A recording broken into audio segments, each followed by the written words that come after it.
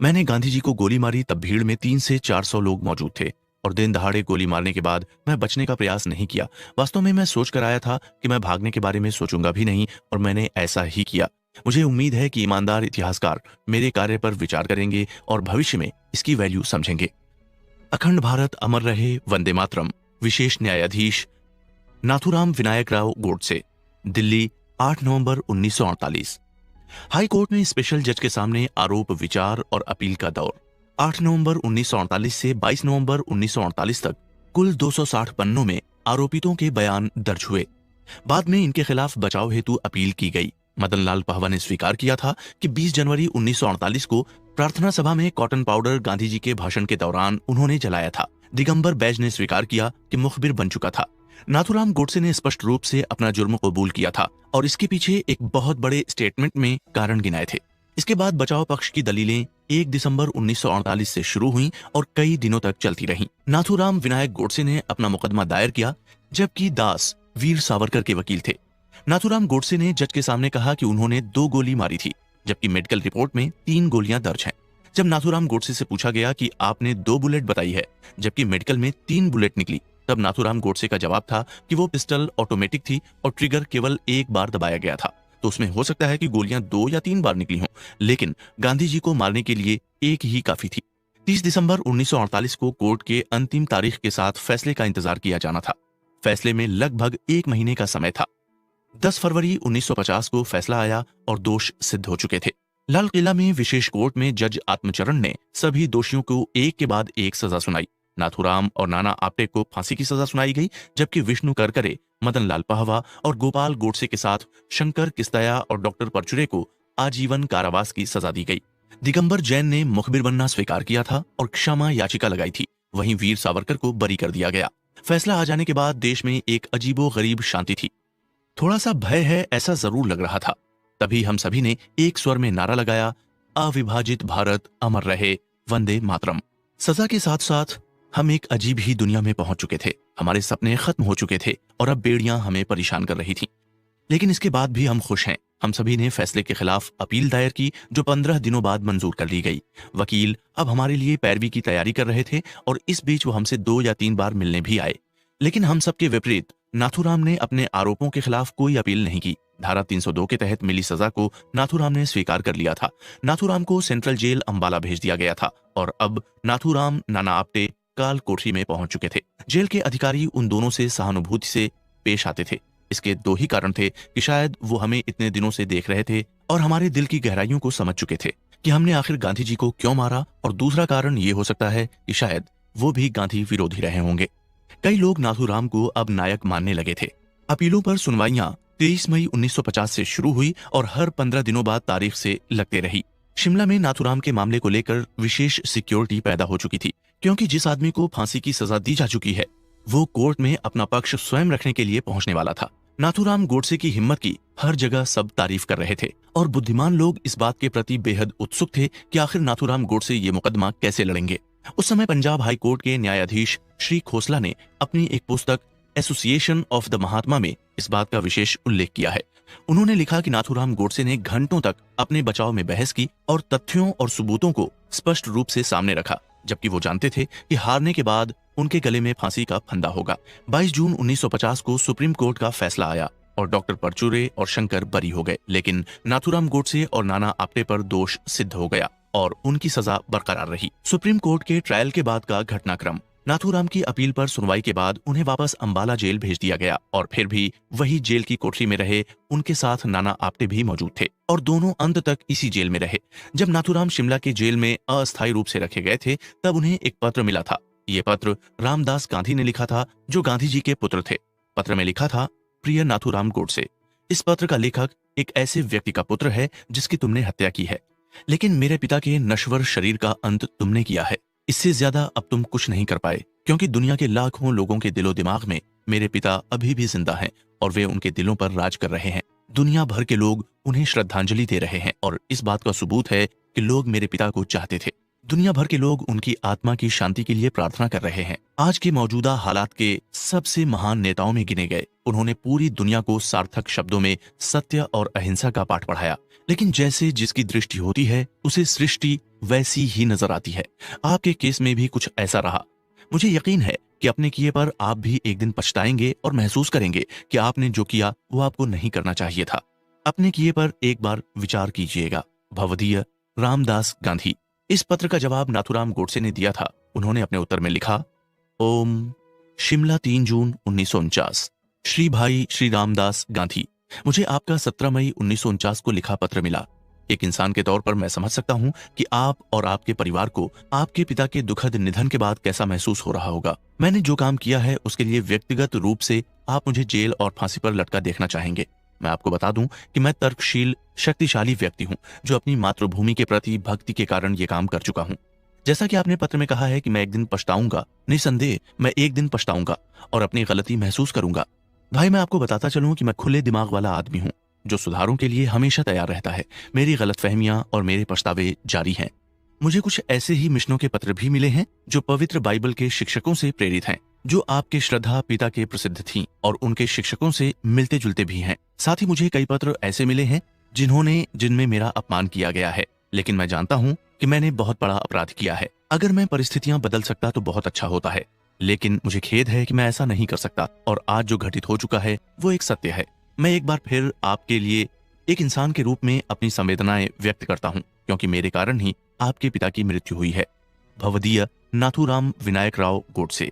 इसके जवाब में रामदास गांधी ने एक और पत्र लिखा। नागपुर 13 जून 1949।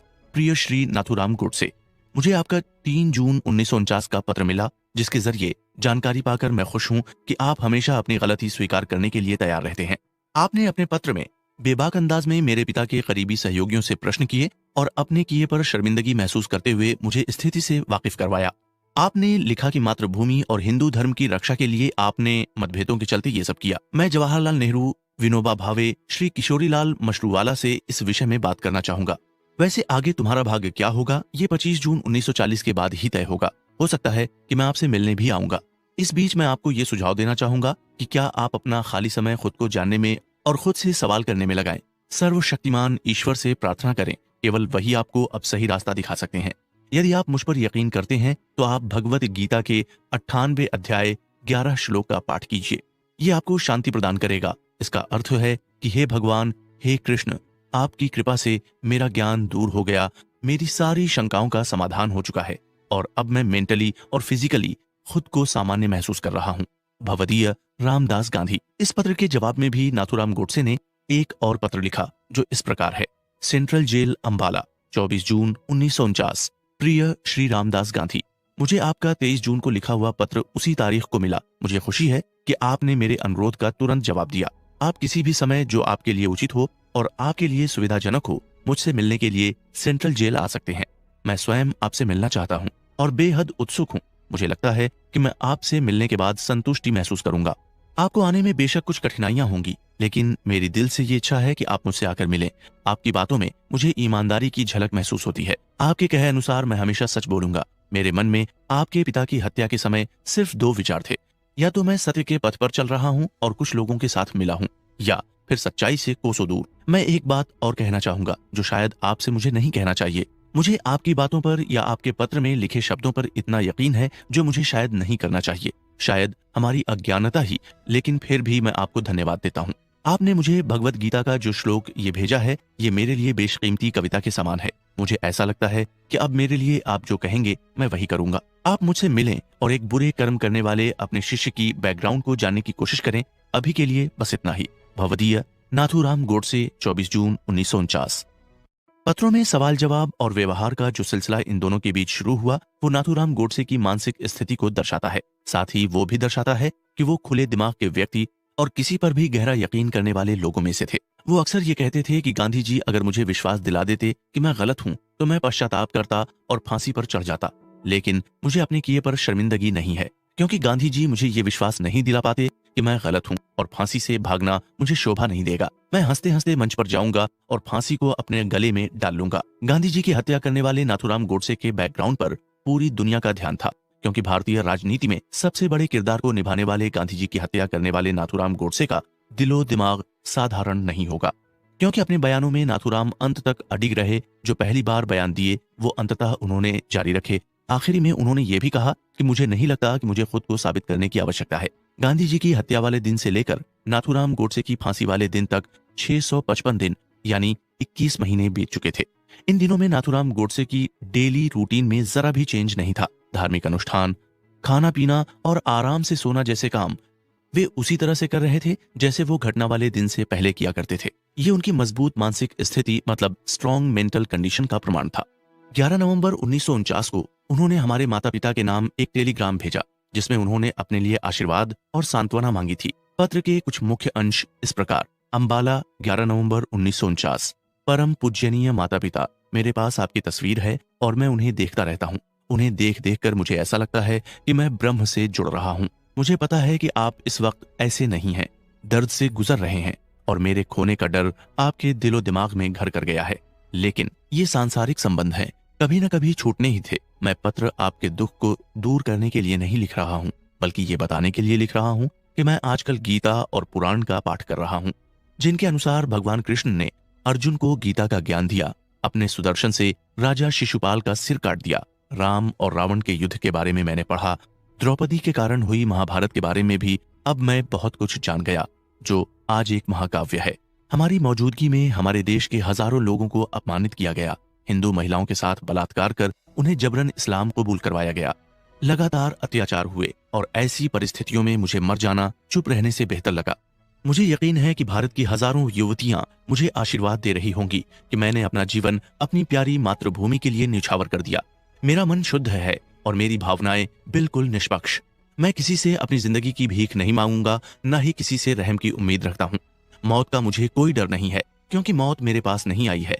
मैं खुद मौत के करीब चला गया हूँ। मेरे जाने के बाद लाखों लोग आंसू बहाएंगे, लेकिन मुझे अपने बलिदान पर गर्व होगा। कई लोग मिलकर आपका दर्द बांट लेंगे। अखंड भारत अमर रहे, वंदे मातरम। इसके अलावा भी नाथूराम जेल में नियमित रूप से पढ़ते लिखते और व्यायाम करते रहते थे।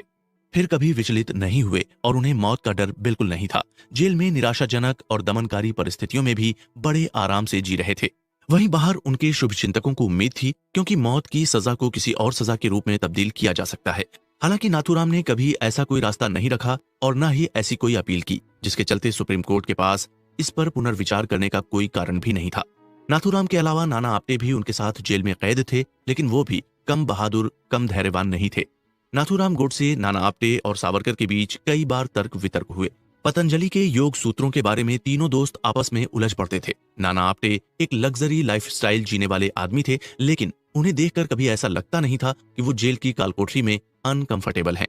अंबाला सेंट्रल जेल में फांसी के करीब एक सप्ताह पहले केंद्र सरकार के मंत्रालय ने घोषणा की कि नाथूराम और आपटे की फांसी की तारीख 15 नवंबर 1950 मुकर्रर की गई है। उनके रिश्तेदारों, दोस्तों और मिलने जुलने वालों को टेलीग्राम द्वारा सूचित कर दिया गया और ये कहा गया कि उनसे अंतिम मुलाकात के लिए सभी लोग 14 नवंबर 1949 तक जेल आ सकते हैं। मिलने जुलने का दौर शुरू हुआ। सभी लोग दुखी थे। उन्हीं में से एक रिश्तेदार ने नाथूराम से पूछा कि मरने के बाद हिंदू धर्म के अनुसार राख को गंगा में विसर्जन करने का रिवाज है, ऐसे में आपकी अस्थियों का विसर्जन कहाँ किया जाए? हरिद्वार के त्रिवेणी संगम, जहाँ पर 3 नदियों का मिलन हुआ है, वहां, या प्रयागराज में, या नासिक में गोदावरी नदी के तट पर? तब नाथूराम गोडसे ने प्रतिक्रिया स्वरूप जवाब दिया था, सिंधु नदी, क्योंकि ये एकमात्र ऐसी नदी है जो अभी तक दूषित नहीं हुई है। नाथूराम का जवाब सुनकर वहां उपस्थित सभी लोगों को हंसी आ गई, लेकिन सभी जानते थे कि गांधी जी के अवशेष सिंधु नदी में नहीं बहाए गए। इस बात का उल्लेख नाथूराम गोडसे ने अपनी स्टेटमेंट के 128 कॉलम में दिया। जेल का जेलर एक शरणार्थी था और पंजाब का रहने वाला था। उसने जब लोगों से हंसने के बारे में पूछा तो उन्होंने उसे हिंदी में जवाब दिया, तो जेलर भी ये जवाब सुनकर हंसने लगा। नाना आपटे से मिलने उनकी पत्नी चंपू ताई आई थी।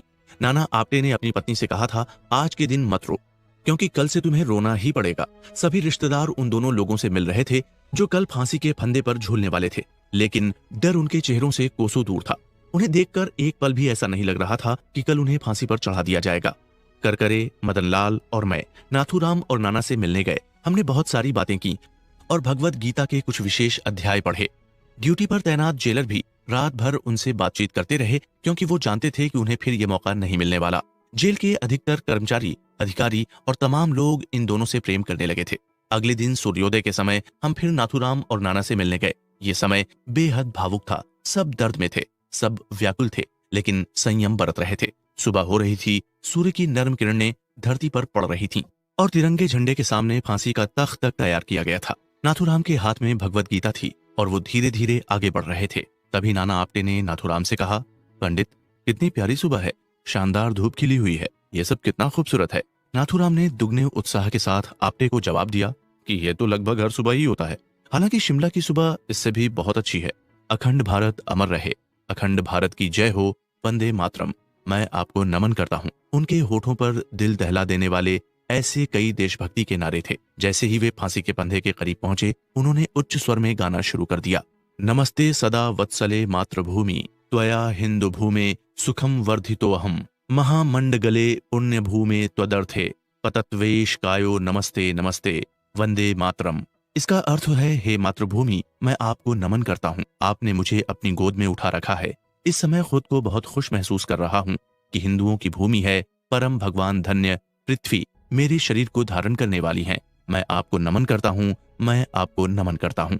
जैसे ही ये शब्द माहौल में गूंजने लगे, जल्लाद ने तुरंत पैरों के नीचे का तख्ता खींच दिया और उनके अंतिम शब्द के रूप में वंदे निकला और मातरम निकलता इससे पहले ही वो फांसी के फंदे पर झूल चुके थे। हालांकि जल्लाद ने एक बार कोशिश की कि उन्हें मातरम बोलने का समय दिया जाए, लेकिन ऐसा न हो सका। इस सब के बाद मैं एक नतीजे पर पहुंचा हूं कि क्रांतिकारियों का अपना ही एक नजरिया है, अपनी ही एक राय है, जो पलक झपकाए बिना मौत की आंखों में आंखें डालकर घूर सकते हैं। इन दोनों का अंतिम संस्कार जेल परिसर के अंदर ही हुआ। फांसी के अगले दिन सभी लोग अंबाला रेलवे स्टेशन से घर की ओर लौटे। उस दिन स्टेशन पर हजारों लोगों की भीड़ थी, जो परिजनों को सहानुभूति दे रहे थे और दोनों की जयकार के नारे गूंज रहे थे।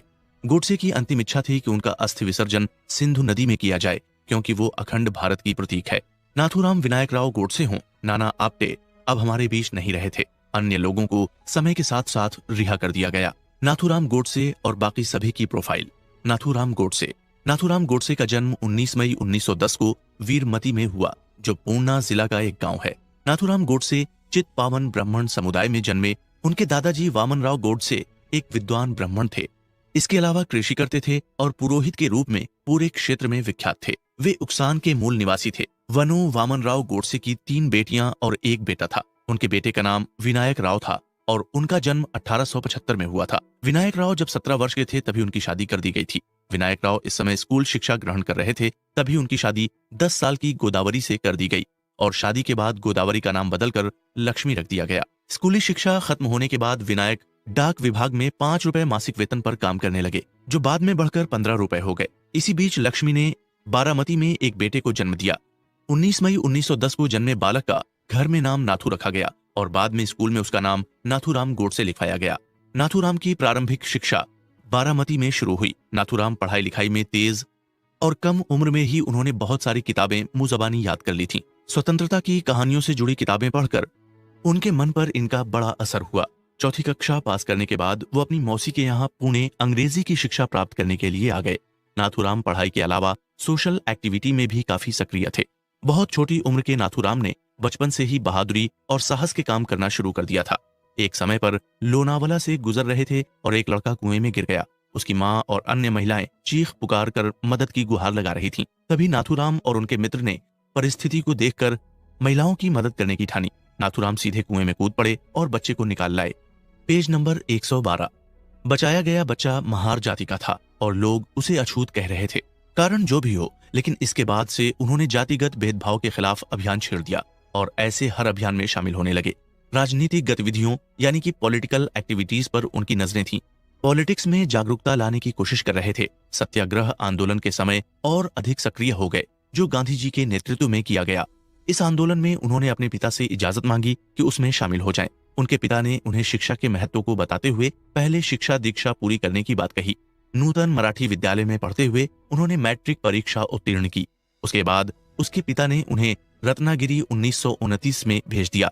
उनका रत्नागिरी आना उनके जीवन का सबसे बड़ा परिवर्तन साबित हुआ। वहां वे वीर सावरकर से मिले। उस समय पॉलिटिकल इश्यू डिस्कशन गुप्त रूप से सावरकर ही किया करते थे, क्योंकि सरकार रत्नागिरी जिले की सीमा पर लिखना और राजनीतिक मुद्दों पर चर्चा लगभग प्रतिबंधित था। सावरकर उस समय माझी जन्म थेप नामक लेखों की सीरीज पब्लिश करवा रहे थे। हालांकि बाद में इस किताब को प्रतिबंधित करवाकर जब्त कर लिया गया। इस घटना के बाद नाथूराम को वीर सावरकर की महानता का पता चला और वो उनके कामकाज के बारे में और अधिक जानकारी रखने लगे।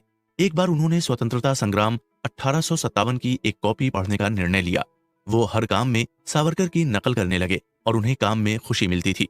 सावरकर से संपर्क करने के बाद सावरकर उन्हें मार्गदर्शन देने लगे कि कैसे पढ़ना है, कैसे पढ़ाना है और कैसे लोगों को पॉलिटिकल इश्यू समझाना है और जनसभा करनी है। डॉक्टर हेडगेवार द्वारा स्थापित राष्ट्रीय स्वयंसेवक संघ मतलब आरएसएस का गठन हिंदुओं को संगठित करने के इरादे से हुआ और ये बहुत तेजी से पूरे भारत में लोकप्रिय हो गया। नाथूराम भी संस्था से जुड़े और संस्था के बारे में जानकारी हासिल करने लगे। उन्होंने पाया कि संस्था मुस्लिम समुदाय के रवैये के खिलाफ स्पष्ट रूप से स्वतंत्र होकर अपना काम करना चाहती है। काशीनाथ पंतों के नेतृत्व में सांगली में आरएसएस की एक शाखा खोली गई। नाथूराम गोडसे इस दौरान संघ की गतिविधियों में और अधिक एक्टिव होने लगे। उन्हें जल्द ही एकेडमिक डिपार्टमेंट का हेड बना दिया गया। 1937 में जमुनादास मंत्रालय ने वीर सावरकर को पूरी तरह स्वतंत्र कर दिया और वो मुंबई, कोल्हापुर, मिराज, सांगली, पुणे जैसी जगह पर अपने व्याख्यान देने लगे। नाथूराम अब वीर सावरकर साथ ही रहा करते थे। इन आयोजनों में शामिल होकर उन्हें महसूस हुआ कि सावरकर का कद कितना बड़ा है और आयोजन कितने विशाल। हिंदुओं को एक सजातीय बनाने के लिए आरक्षित लगातार काम कर रहा था। कुछ समय बाद उन्हें महसूस हुआ कि आरएसएस की गतिविधियों को चलाने के लिए सांगली एक छोटी जगह है। नतीजतन उन्होंने मुख्यालय पुणे में स्थापित कर दिया। 1938 में हैदराबाद के हिंदुओं पर हो रहे अत्याचार के खिलाफ अधिकार की लड़ाई में हिंदू महासभा ने बड़ा अभियान शुरू किया। इस अभियान का नाम दिया गया निरंकुश प्रतिरोध। नाथूराम ने इस अभियान का शांतिपूर्ण नेतृत्व किया। उनके 2 साथियों के साथ उन्हें हैदराबाद की जेल में डाल दिया गया। इसी दौरान आगे चलकर नाथूराम ने हिंदू महासभा के सपोर्ट में अग्रणी नाम का अखबार शुरू किया। कुछ वर्षों बाद इस अखबार का नाम बदलकर हिंदू राष्ट्र कर दिया गया। ये अखबार खूब चला, लेकिन 31 जनवरी 1948 के दिन ये अखबार आखिरी बार छपा और फिर इसे बंद कर दिया गया। अखबार शुरू होते ही 1948 तक 6 साल तक नाथूराम बहुत व्यस्त रहे। वे लगातार समाचार पत्रों में लेख, भाषण, यात्राएं और विभिन्न चीजें लिखने में व्यस्त थे। वैसा इस अखबार के कर्ता धर्ता भी थे और इसे जोर शोर से चला रहे थे। नाथूराम में पूरी तरह अपने आप को हिंदू संगठन के लिए समर्पित कर चुके थे। वो हिंदुओं की एकता के लिए लड़ रहे थे। शांत स्वभाव और उदार स्वभाव के नाथूराम अब पॉलिटिकल मंचों पर अपनी भावनाओं को खुलेआम जाहिर कर रहे थे। ये प्रतिरोध करना जानते थे, लेकिन खुद को नियंत्रित करते हुए बस शांति से कर रहे थे। इसके बावजूद मन की शांति के लिए नाथूराम हारमोनियम और बांसुरी बजा लिया करते थे। वो दोनों वाद्य यंत्रों को बहुत अच्छी तरह बजाते थे। इतने समय से एक्टिव हो चुके नाथूराम गांधी जी की सभी एक्टिविटीज से परिचित थे और जनता को जगाने के लिए इनके महत्व को जानते थे। कुछ लोग गांधी जी की हत्या को नाथूराम गोडसे का इमीडिएट डिसीजन मानते हैं, लेकिन ऐसा नहीं था। नाथूराम गोडसे ने एक पल की उत्तेजना, क्रोध या गुस्से में गांधी जी की हत्या नहीं की थी। वे लगातार गांधी जी की गतिविधियों पर ध्यान दे रहे थे और हिंदुओं के खिलाफ लगातार उठते गांधी जी के कदमों से परेशान होकर उन्होंने ये निर्णय लिया था।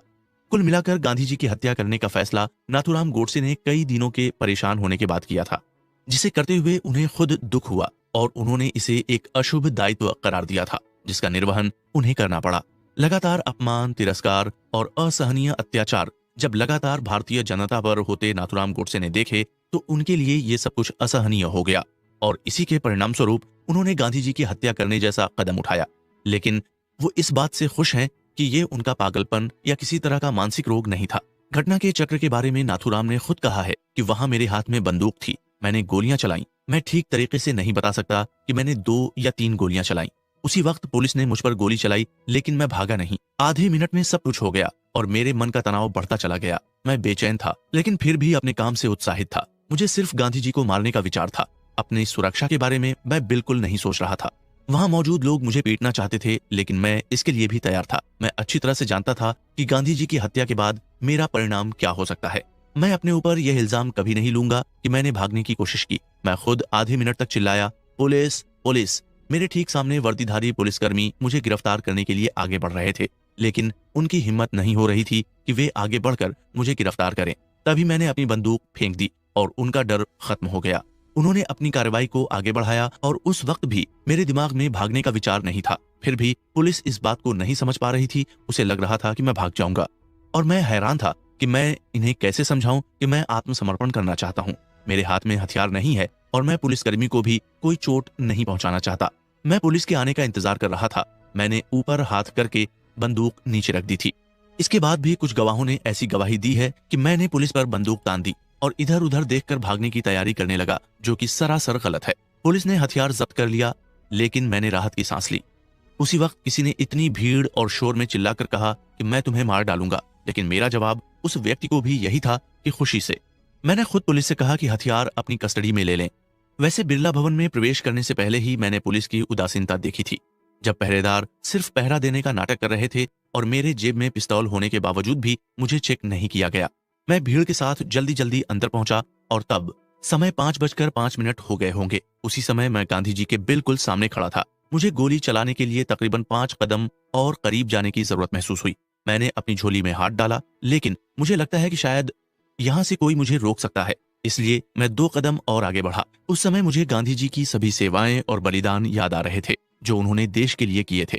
गांधी जी के आसपास 2 लड़कियां थीं और मुझे इस बात का डर था कि कहीं चोट उन लड़कियों को न लग जाए। मैंने गांधी जी को प्रणाम किया और मेरे एक हाथ में बंदूक थी। मैंने एक लड़की को जोर से धक्का दिया और गोली चला दी। गांधी जी तुरंत ही जमीन पर गिर पड़े और उनके मुंह से शब्द निकला, हे राम, हे राम, हे राम। उनके प्राण निकल गए और उनका शरीर ठंडा पड़ गया। इसके बाद नाथूराम की गिरफ्तारी हुई और मुकदमे की शुरुआत से ही उन्होंने अपने लिए वकील नहीं किया। गवाही का दौर चला और कई चश्मदीदों से पूछताछ की गई, लेकिन कई लोगों ने नाथूराम की प्रशंसा की और उनकी ईमानदारी के बारे में जिक्र किया। नाथूराम के अनुसार उन्होंने 2 गोलियां चलाईं, लेकिन पोस्टमार्टम में 3 गोलियां निकली। नाथूराम के पास 7 राउंड की ऑटोमेटिक पिस्टल थी, जो ट्रिगर दबाने के बाद एक फायर कर रही थी। लेफ्टिनेंट कर्नल BL तनेजा, जो कि इरविन अस्पताल नई दिल्ली का सिविल सर्जन है, उन्होंने अपनी रिपोर्ट में कुल 5 घावों का वर्णन किया था। मुकदमे के फैसले के रूप में नाथूराम को 302 के तहत सजा सुना दी गई। उन्होंने फांसी की सजा के खिलाफ कोई अपील नहीं की। हालांकि उस समय तमाम जजों ने यह स्पष्ट रूप से महसूस किया था कि हत्या उस समय देश की स्थितियों से वशीभूत होकर नाथूराम द्वारा की गई थी, लेकिन न्यायालय के अपने नियम हैं। नाथूराम जब जेल में थे तब भी उन्होंने चाय नहीं पी, क्योंकि वो कॉफी पसंद करते थे, और जवान होने के बाद उन्होंने कभी भी चाय को अपने मुंह से नहीं लगाया। एक बार जेल में जेलर से अपनी फांसी का जिक्र करते हुए उन्होंने कहा कि मुझे मौत की चिंता नहीं है, बस फांसी के समय मुझे एक कप कॉफी जरूर देना। निडर साहसी नाथूराम गोडसे ने कभी भी भागने का प्रयास नहीं किया और न ही किसी तरह का पॉलिटिकल लाभ लेने की कोशिश की। उन्हें कई तरह के सम्मान मिल चुके थे, जिनमें कीर्ति चक्र भी शामिल है। नारायण दत्तात्रेय आप्टे की प्रोफाइल। नारायण दत्तात्रेय आप्टे का जन्म 1911 में हुआ। उन्हें आमतौर पर नाना कहकर बुलाया जाता था। नाना के 4 भाई थे, बलवंत, विष्णु, माधव और मनोहर, जो अपने अपने बिजनेस में लगे हुए थे। मनोहर उच्च शिक्षा के लिए विदेश गए थे और नाना ने विज्ञान में स्नातक की डिग्री हासिल करने के बाद एक नौकरी कर ली थी। इसी दौरान उन्होंने अतमेद नगर के रहने वाले एक शिक्षक की बेटी से शादी कर ली। गोरे रंग के नाना पढ़ने लिखने में गहन रुचि रखते थे और हमेशा अपने दोस्त मंडली के बीच हंसमुख स्वभाव के लिए जाने जाते थे। हिंदू धर्म के प्रति उनमें गहरी आस्था और निष्ठा थी। उनका लालन पालन एक महाराष्ट्रियन परिवार में हुआ और घरेलू माहौल का उनके दिलो दिमाग पर गहरा असर था। उनमें लोगों को संगठित करने की क्षमता थी और इसी कारण से नाथूराम के संपर्क में आकर हिंदू महासभा में उनके मित्र बने। इन दोनों में कई ऐसी बातें थीं जो एक दूसरे के बिल्कुल अलग थीं, लेकिन फिर भी दोनों एक दूसरे के साथ को पसंद करते थे। आगे चलकर यही दोस्ती अग्रणी अखबार के लिए कारोबारी मित्रता में भी तब्दील हुई। नाना अखबार के निदेशक बने और नाथूराम को संपादन का जिम्मा सौंपा गया। दोनों हिंदुओं की रक्षा के लिए आगे बढ़ रहे थे और उस समय सरकार हिंदू महासभा से नाराज चल रही थी। नाना ने इस सब के चलते जुलाई 1944 में गांधी जी के खिलाफ प्रदर्शन की योजना बनाई। दिल्ली की स्ट्रीट कॉलोनी में नाना ने ही व्यक्तिगत रूप से इस कार्य की शुरुआत की। नाथूराम गोडसे की तरह नाना ने भी अपनी अस्थियों को सिंधु नदी में विसर्जित करने की बात कही थी। एक बार मुझसे बात करते हुए नाना ने कहा था कि देखो गोपाल, मर जाने के बाद मेरी राख को नदी में डालना इतना महत्व नहीं रखता, लेकिन फिर भी क्योंकि हमारी आस्था हिंदू धर्म में है, ऐसे में मेरे नश्वर शरीर की राख सिंधु नदी में बहाना। उन्होंने एक बार यह भी कहा था कि पाकिस्तान के बंटवारे के बाद हिंदुओं का अपमान तो हुआ ही, लेकिन गांधी जी की मौत के बाद पाकिस्तान से कोई शोक संदेश नहीं आया। जिन्ना ने अपनी प्रतिक्रिया में भी यही कहा था कि एक हिंदू नेता का निधन हो गया। क्या ये गांधी जी का अपमान नहीं था? जबकि जिन्ना का पहला कर्तव्य था कि जिस व्यक्ति ने उन्हें पाकिस्तान बनाकर दिया उसके प्रति श्रद्धांजलि प्रकट करते। यहाँ तक कि पाकिस्तान ने ही गांधी जी की अस्थियां सिंधु नदी में बहाने तक से मना कर दिया था। क्या ये गांधी जी के लिए शर्मिंदगी और अपमान का पर्याय नहीं था? जेल में बंद नाना ने अपनी पत्नी चंपूताई से कहा था कि क्या तुम अमरता में विश्वास करती हो? एक दिन सभी को मरना है, इसलिए आज मत रो, क्योंकि आगे आपको रोना ही है। विष्णु रामकृष्ण करकरे की प्रोफाइल। विष्णु रामकृष्ण करकरे अहमदनगर का निवासी और एक सक्रिय कार्यकर्ता था, साथ ही एक बोर्डिंग हाउस का मालिक भी। बंगाल में जब अत्याचार हो रहे थे और हिंदुओं का कत्लेआम हो रहा था, तब इस जुझारू कार्यकर्ता ने हिंदुओं के बचाव के लिए बहुत सारे काम किए थे। हिंदू महासभा के बैनर तले शरणार्थी शिविरों को संभालने का काम करकरे के हाथों में ही था। 1946-47 में विष्णु करकरे ने अहमदनगर में अपना व्यापार व्यवसाय किया और वहीं उनकी मृत्यु हुई। 6 अप्रैल 1974 को दिल का दौरा पड़ने के बाद वो दुनिया को छोड़ गए और उनकी पत्नी उनका व्यवसाय संभालने लगी। मदन लाल पहवा की प्रोफाइल। मदन लाल एक रिफ्यूजी थे और उन्होंने अपनी आंखों से हिंदुस्तान में हिंदुओं के नरसंहार, लूटपाट, जलाए जाने की घटनाओं को देखा था। ये सिलसिला कई दिनों तक चला और मीलों लंबी कतार में रिफ्यूजी के पलायन में मदन लाल भी शामिल थे। घर से निकाले गए लोग भारत में यहाँ वहां घूमने लगे और आश्रय की तलाश में भटकते रहे। इन तमाम तकालीफों को सहन करने के बाद मदन लाल आक्रोश से भर चुके थे। वे मुंबई में पेपर मिल में काम करते थे। शंकर किस्तैया की प्रोफाइल। शंकर ने दिगंबर बैज की सेवाएं घरेलू नौकर के रूप में की। इस मामले में बरी होने के बाद कुछ समय बाद उसकी मृत्यु हो गई। गोपाल गोडसे की प्रोफाइल, जो इस पुस्तक का लेखक है। गोपाल गोडसे इस मामले में मुजरिम नंबर 6 थे। मुझ पर इस पूरे मामले की साजिश रचने और उस दौरान बिरला हाउस में मौजूद रहने का आरोप था और मुझे तमाम तरह की मिलीभगत का आरोपी पाते हुए आजीवन कारावास की सजा सुनाई गई थी। मेरा जन्म 20 जून 1920 को हुआ और मैं 4 भाइयों में तीसरे नंबर पर हूँ। गोविंद हम में सबसे छोटा भाई था और उसका जन्म मेरे जन्म के 2 साल बाद पुणे जिले के तेल गांव में हुआ था। मेरी बहन का नाम मथुरा था। मुझसे बड़े भाई का नाम शांता था। रायगढ़ जिले के करजत में मेरी प्राथमिक शिक्षा दीक्षा हुई और फिर मैं रत्नागिरी चला गया। पिताजी का रिटायरमेंट होने के बाद हम सांगली में जाकर बस गए और यहीं मैं हिंदू संगठन आरएसएस का स्वयं सेवक बन गया। मैंने हिंदू महासभा के लिए भी काम किया और एक सदस्य के रूप में मैं सदा सक्रिय रहा। द्वितीय विश्व युद्ध छिड़ चुका था और मैं रक्षा सेवाओं में शामिल हो गया था। 1940 में मैं सेना में भर्ती हुआ और अप्रैल 1944 तक इराक और ईरान में मैंने सेवाएं दी। इसके बाद मेरी शादी हो गई। मेरी पत्नी का नाम सिंधु है और हमारी 2 बेटियां हैं, जिनमें बड़ी विद्युतलता और दूसरी असीलता है। 1948 में फरवरी में मेरी गिरफ्तारी हुई। उस समय मेरी बड़ी बेटी 2 साल की थी और छोटी बेटी 4 महीने की। मेरी पत्नी सिंधु ने ही मेरे माता पिता और मेरे बच्चों की परवरिश की। मेरे बड़े भाई दत्तात्रेय और नाथूराम एक इंजीनियरिंग वर्कशॉप चला रहे थे। यहीं पर सिंधु भी काम करती थी। शुरू में हम सभी एक साथ रहते थे, लेकिन बाद में सभी अलग अलग परिवार बनाकर रहने लगे। हम क्रांतिकारी के रूप में जेल में बंद थे और क्रांतिकारियों के परिवारों को जो मुसीबतें उठानी पड़ती थीं, वो सभी मुसीबत हमारा परिवार उठा रहा था। गांधी जी की हत्या के बाद दत्तात्रेय को भी गिरफ्तार कर लिया गया था और परिवार का पूरा भार उनकी पत्नी सरोजनी के कंधों पर आ गया। उस समय गोवा मुक्ति आंदोलन जोर पकड़ चुका था और युवा बहादुरी से इसमें भाग ले रहे थे। दिगंबर बैज की प्रोफाइल। महात्मा गांधी हत्याकांड में दिगंबर ने मुखबिर की भूमिका अदा की थी। वो संघ से जुड़ा हुआ एक व्यक्ति था और हथियारों का सौदागर था। उसका मानना था कि हिंदुओं को अब खुद को हथियारबंद कर लेना चाहिए और अल्पसंख्यकों को कठोर जवाब देना चाहिए। मदन लाल द्वारा चलाए गए बारूद और गोले का सप्लाई बैज ने ही किया था, क्योंकि गिरफ्तारी के बाद बैज के पास बारूद और हथगोला बरामद किए गए थे। विनायक दामोदर सावरकर की प्रोफाइल। विनायक दामोदर सावरकर का जन्म 28 मई 1883 को एक कस्बे में हुआ जो महाराष्ट्र के नासिक जिले में पड़ता है। सनातन धर्म में नासिक का अपना एक विशेष स्थान है और ये एक प्रसिद्ध जगह है। उनके बड़े भाई का नाम गणेश था और उनके छोटे भाई का नाम नारायण था। विनायक की माता का नाम राधा था और वो एक घरेलू महिला थीं। सावरकर तेज याददाश्त के मालिक थे और उस समय कई धार्मिक ग्रंथों के छंद उन्हें बहुत कम प्रयास के बाद ही याद हो जाया करते थे। कई वर्षों तक कविताएं लिखते रहे। बचपन से ही उनकी रुचि लोगों को संगठित करने और ऐसे ही कार्यक्रम करने के प्रति थी। सावरकर की प्राथमिक शिक्षा भवन में हुई और बाद में पढ़ने के लिए नासिक चले गए। पुणे जाकर उन्होंने फर्ग्यूसन कॉलेज से स्नातक किया और वहीं वो छात्र नेता के रूप में आगे बढ़ने लगे। बाद में उनकी मुलाकात लोकमान्य तिलक, परशुराम महादेव प्रांजपे से हुई। इन्हीं लोगों की प्रेरणा से सन 1906 में सावरकर ने विदेशी कपड़ों की होली जलाने का आंदोलन शुरू किया और यहीं से ब्रिटिशों के खिलाफ अपने विद्रोह का आगाज भी किया। वे पढ़ने के लिए इंग्लैंड जाना चाहते थे और वकील बनने की उनकी ख्वाहिश थी। इसमें उनकी मदद श्यामजी कृष्ण वर्मा कर रहे थे, जिन्होंने उनके लिए छात्रवृत्ति की व्यवस्था की थी।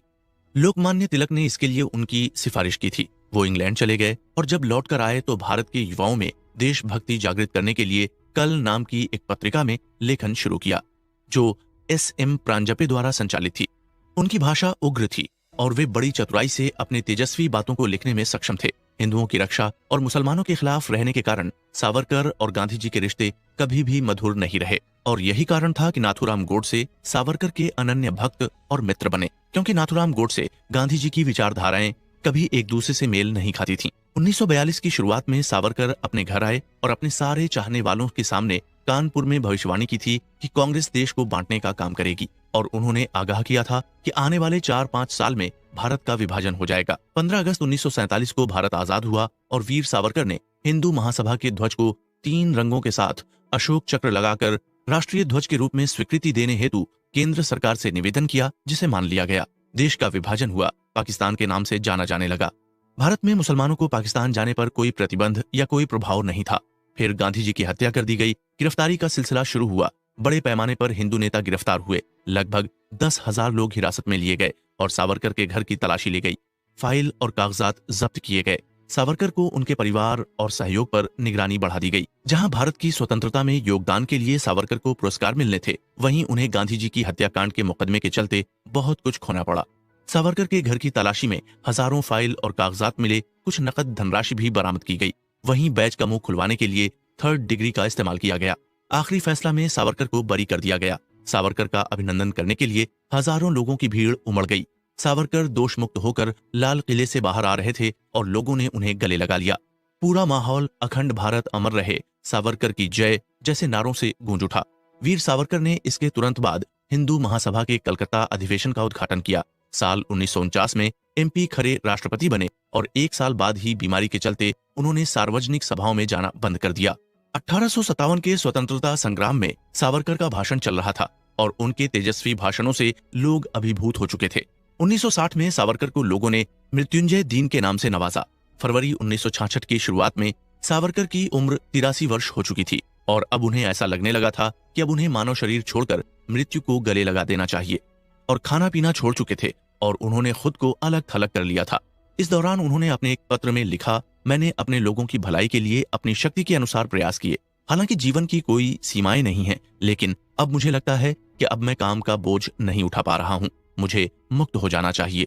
इसके बाद 26 फरवरी 1966 को मुंबई में इलाज के दौरान वीर सावरकर की मृत्यु हो गई। भारत की आजादी में अहम योगदान देने वाले और विभाजन का सदा विरोध करने वाले हिंदू नेता वीर सावरकर दुनिया छोड़कर चले गए। उनके कई ओजस्वी बयानों को GM जोशी और बाला राव ने अपनी पुस्तक में समेट कर रखा है, जिसे VD सावरकर की ऐतिहासिक घोषणा का नाम दिया गया। आजादी की लड़ाई किसी एक व्यक्ति का प्रयास नहीं था, ये हजारों लाखों हिंदुस्तानियों के सामूहिक प्रयास का नतीजा था और उन्हीं लाखों हिंदुस्तानियों में सावरकर भी एक थे, जिन्होंने उस समय की पॉलिटिक्स के सभी झूठे वादों को बेपर्दा करते हुए एक सच्चे देशभक्त की तरह जिंदगी जी। वे भगत सिंह, उत्तम चांद, मदन लाल ढींगरा, खुदीराम बोस, रास बिहारी, सुभाष चंद्र बोस जैसे सच्चे देशभक्तों की फहरिस्त में शामिल हुए। डॉक्टर दत्तात्रेय सदाशिव परचुरे की प्रोफाइल। डॉक्टर परचुरे एक योग्य चिकित्सक थे और ग्वालियर में प्रैक्टिस कर रहे थे। वो संगठन के एक क्वेश्चन कार्यकर्ता भी थे और मुसलमानों के खिलाफ सदा जवाबी हमले के लिए तैयार रहते थे। गांधी हत्याकांड में उन पर आरोप था कि उन्होंने नाथूराम गोडसे को पिस्तौल सप्लाई की थी। उन्होंने इस बात को कबूल किया था और बाद में सुप्रीम कोर्ट ने उन्हें बरी कर दिया था। बाद में उनकी शादी हो गई और 1986 में उनकी मृत्यु हो गई। जेल में बिताया गया वक्त। जब मामला हाईकोर्ट में था तब नाथूराम और आप्टे अंबाला जेल में कैद थे। नाथूराम और आप्टे को फांसी की सजा दी जा चुकी थी। उसके बाद करकरे और मैं यानी गोपाल गोडसे कैदियों की गाड़ी में नासिक हाईवे से सेंट्रल जेल पहुंच चुके थे। 19 मई 1950 देश में राशन की व्यवस्था गड़बड़ा चुकी थी और इसका असर भारतीय जेलों पर भी देखा जा रहा था। लाल ज्वार और अन्य घटिया किस्म की खाद्य सामग्री जेल में परोसी जा रही थी। ज्वार की रोटी के साथ मौसम की सब्जियां, दाल बनाई जा रही थीं, पर उनसे भूख नहीं मिटती। जेलर ने जल्द ही हमारी प्रतिभा को पहचान लिया था और हमने नासिक जेल में साबुन की फैक्ट्री शुरू कर दी थी। 19 अगस्त 1955 को नासिक जेल में साबुन फैक्ट्री लगाने के बाद हम थाने जेल में चले गए। यहाँ अपने स्याही की फैक्ट्री शुरू कर दी। हमारे अच्छे व्यवहार के चलते भारत के पहले गणतंत्र दिवस के उपलक्ष्य पर हमें 40 दिन की जमानत पर बाहर कर दिया गया। बात 16 दिसंबर 1956 की है, जब करकरे का चिकित्सीय परीक्षण यानी मेडिकल चेकअप किया गया, क्योंकि पिछले 7-8 दिन से वो बीमार चल रहे थे। जब मैं खुद जेल में सजा काट रहा था तब मैंने 7 बार रक्तदान किया था। इसी के चलते मुझे 10 दिनों की छुट्टी दी गई थी। मेरे माता पिता एक बार मुझसे नासिक सेंट्रल जेल में मिलने आए थे। ये मेरे माता पिता से मेरी आखिरी मुलाकात थी। मेरी माँ बहुत ज्यादा बूढ़ी दिख रही थी। और उसके दिलो दिमाग पर बेटों की गिरफ्तारी का असर साफ दिख रहा था। बाद में मुझे पता चला कि वो बीमारी के चलते अब बिस्तर पकड़ चुकी हैं। 6 मई 1957 को मेरी मां की मौत की खबर मुझे जेल में ही मिली। इसके कुछ महीने पहले ही मेरे पिताजी शांत हो चुके थे। मेरे दिलो दिमाग में शांति छाई हुई थी और अन्याय के खिलाफ एक बार फिर लड़ने के लिए तैयार था। दिसंबर 1957 में मैंने सुप्रीम कोर्ट में पहली बार अपने बचाव में याचिका दायर की। मेरी पहली याचिका को सुप्रीम कोर्ट ने सुधार के लिए भेजा और ये सिलसिला कई दिनों तक चलता रहा। 1964 लगातार 7 वर्षों में मैंने सुप्रीम कोर्ट को कम से कम 22 याचिकाएं लिखी थीं। मेरे लिए वकील रखना असंभव था और कोर्ट मेरी याचिकाओं को खारिज किए जा रही थी। धारा 401 के तहत क्षमा दान की शक्ति का प्रयोग करने का मेरा इरादा प्रबल था, जो मुझे आजीवन कारावास से मुक्त करा सकती थी। याचिकाओं की सुनवाइयों का दौर चल रहा था। इसी बीच 20 जनवरी 1962 को मुझे नासिक से औरंगाबाद जेल भेज दिया गया। मुझे 16 अगस्त 1962 को अपनी पत्नी का एक पत्र मिला जिसमें लिखा था, मुझे सच में विश्वास है गोपाल कि हम आनंद के लिए ही बने हुए हैं। मुझे इन कष्टों, अपमानों, अवमाननाओं से बेहतर मोक्ष लगता है। आपके सारे प्रयास व्यर्थ नजर आ रहे हैं और आप पत्थर से तेल निकालने की कोशिश बंद कर दीजिए। भले ही पूरी दुनिया ने आपसे मुंह मोड़ लिया, लेकिन ये निश्चित है कि मैं आपके साथ खड़ी हूँ और आपकी तरफ हूँ। आप चाहें तो मुझे आजमा सकते हैं। इस तरह कई बार अपील करने के बाद सुप्रीम कोर्ट की ओर से मैं थक चुका था। मुझे अच्छी तरह याद है, शनिवार का दिन था, तारीख 10 अक्टूबर और सन 1964 की बात। सभी कैदियों को सूचना दी गई कि तत्कालीन प्रधानमंत्री गुलजारी लाल नंदा कैदियों को संबोधित करने के लिए दिल्ली जेल आ रहे हैं। ये सभा जेल के बाहरी कक्ष में आयोजित की जाएगी। सभा के बाद गुलजारी लाल नंदा ने मुझे अपने कार्यालय बुलाया और पूछा कि रिहा होने के बाद आप क्या करना चाहेंगे। तो मैंने उत्तर दिया, अभी मैंने इस बारे में कुछ सोचा नहीं है।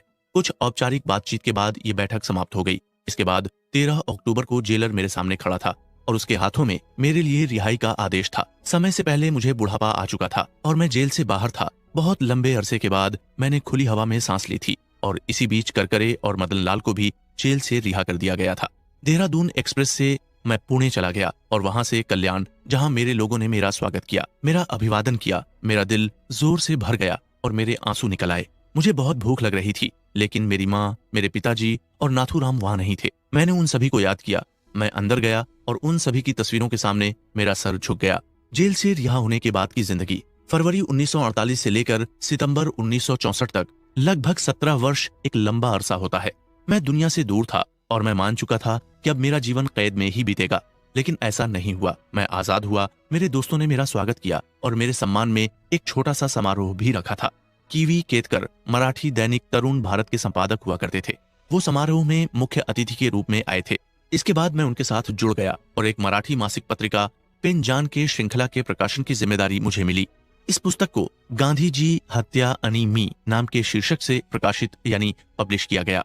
सरकार को इससे बहुत तकलीफ हुई और इस पुस्तक पर 2 महीने बाद गवर्नमेंट ने बैन लगा दिया, लेकिन तब तक पहला संस्करण बिक चुका था। उसके बाद मैंने कई पुस्तकें पब्लिश करवाईं और नाथूराम गोडसे के बयानों को पहले मराठी में, फिर अंग्रेजी में और अन्य भाषाओं में पब्लिश किया। मैं पॉलिटिकल आइडियोलॉजी के चलते हिंदू महासभा से जुड़ा रहा। जहां तक मेरे परिवार की बात है, मेरी बेटियों की शादी सामान्य रूप से हुई। इसके अलावा मेरे परिवार में सभी ठीक है। सबका अपना अपना काम धंधा और व्यवसाय है। उपसंहार, नाथूराम गोडसे ने अपने बयानों में गांधी जी की नीति और कार्यों को मुख्य रूप से शामिल किया था। उस समय हुई घटनाएं और क्रियाकलापों ने इस बात की पुष्टि की थी कि नाथूराम के बयान सही हैं या गलत हैं। हालांकि उस पर आज भी एक सवाल बना हुआ है। तब से अब तक लगभग 45 साल में नाथूराम के लंबे बयान का एक भी शब्द गलत या अनुचित नहीं पाया गया था। गांधी जी शारीरिक रूप से आज समाप्त हो चुके थे, लेकिन उनकी राजनीतिक विरासत आज भी देश में मौजूद थी। गांधी जी अगर भारत को एक धर्मनिरपेक्ष राष्ट्र बनाना चाहते थे तो पाकिस्तान की जरूरत ही क्या थी और विभाजन की आवश्यकता क्या थी? धर्मनिरपेक्षता की आड़ में हिंदुओं का विरोध करना कहां तक सही था? ये प्रश्न आज भी जिंदा है। 30 जनवरी 1948 को सहन शक्ति खत्म हो चुकी थी और तुष्टीकरण के खिलाफ नाथूराम गोडसे ने अपने इस काम को अंजाम दिया था। स्वराज का बंटवारा मुस्लिमों में किया गया था। कपट से भरे नेताओं ने अपना पागलपन जारी रखा और भारत के टुकड़े कर दिए। हिंदुओं का दमन हुआ और पाकिस्तान का उदय। सभी गैर जिम्मेदार लोगों ने गांधीवादी पॉलिटिक्स के पीछे खुद को छिपा लिया था और गांधी और उनकी पॉलिसी पर गोडसे ने विश्लेषण किया और भविष्यवाणी की थी कि दिन ब दिन हालात बिगड़ते जाएंगे, भारत मजबूर हो जाएगा और आगे चलकर कश्मीर मसला भारत के लिए सबसे बड़ी दिक्कत के रूप में सामने आया। हमलावर लगातार जम्मू कश्मीर की ओर बढ़ रहे थे। आबादी को खत्म करने का टारगेट मिल चुका था। आने वाली पीढ़ी या पाकिस्तान के खिलाफ युद्ध लड़ेगी, किस कीमत पर और उसका अंतिम परिणाम क्या होगा, ये आज भी सोचने का विषय है। हिंदुओं के साथ भेदभाव हुआ, उन्हें अधिकारों से वंचित किया गया, सम्मान नहीं दिया गया और गुरु नानक, दयानंद सावरकर जैसे कई लोगों के विचार प्रभावहीन हो गए। नाथूराम विनायक गोडसे पक्के आस्तिक थे, लेकिन वो ईमानदारी, बुद्धिमत्ता और मेहनत के साथ की जाने वाली राजनीति में विश्वास रखते थे। जाति और वंश के भेदभाव उन्हें समझ नहीं आते थे और विभाजन उनके लिए सबसे ज्यादा तकलीफ दे रहा। भारत की अखंडता खत्म हो चुकी थी। तुष्टीकरण के साथ वोट बैंक को साधने की भरसक कोशिश शुरू हो चुकी थी। नेता सिर्फ सहानुभूति दे रहे थे। 1960 के दशक की शुरुआत में भाषागत विभाजन यानी लैंग्वेज डिवाइडेशन भी शुरू हो चुका था। 80 के दशक में हिंदू और मुसलमान दोनों समुदाय आपराधिक प्रवृत्ति से आगे बढ़ने के लिए तैयार थे। गरीबी, अशिक्षा और अत्याचारों से जूझ रहे थे। अपना सब कुछ खो चुके थे और आजाद भारत में ये नजारे आम हो चुके थे। इसके बावजूद भी मुसलमानों को अतिरिक्त छूट कानून में कायम थी। आप 1950 से लेकर आज तक बनाए अधिकांश कानूनों में मुस्लिमों का समर्थन देखेंगे। मुस्लिमों की वक्फ कमेटी की संपत्तियों पर किसी तरह की जांच पड़ताल नहीं होती। उन्हें संस्था के नाम पर हर संपत्ति के लिए छूट है। पैगंबर मोहम्मद का जन्मदिन की घोषणा सरकार करती है। महात्मा गांधी के जन्मदिन और मृत्यु के दिन अवकाश भारत में दिए जाते हैं, लेकिन पाकिस्तान में रामनवमी पर प्रवासियों को छुट्टी नहीं मिलती। ऐसे कई उदाहरण हैं जो सिद्ध करते हैं कि हिंदुओं के साथ हिंदुस्तान में न्याय नहीं किया, क्योंकि कांग्रेस गांधी जी की बात मानती थी। गांधी जी मुसलमानों के हितैषी थे। राजनीति में आज भी ये दुर्भाग्य है कि गांधी वाली विरासत अभी भी जिंदा है। भारत में आम आदमी का दुर्भाग्य आज देश की एक अलग सूरत पेश कर रहा है, जो जर्मनी, जापान, कोरिया, ताइवान के सामने एक गांधीवादी कहानी का सबूत है। अंत में केवल इतना कहा जा सकता है कि नाथूराम गोडसे का 45 साल पहले कहा गया कथन देश के लिए एक चेतावनी था। अगर इस चेतावनी पर ध्यान दिया जाता तो देश की और देश के हिंदुओं की ये हालत नहीं होती। आजादी के बाद कपट पूर्ण राजनीति और राजनीतिक विरासत को कभी नहीं भुलाया जा सकेगा। वीडियो को अंत तक देखने के लिए बहुत बहुत धन्यवाद। अपना बहुमूल्य फीडबैक कमेंट बॉक्स में जरूर शेयर करें।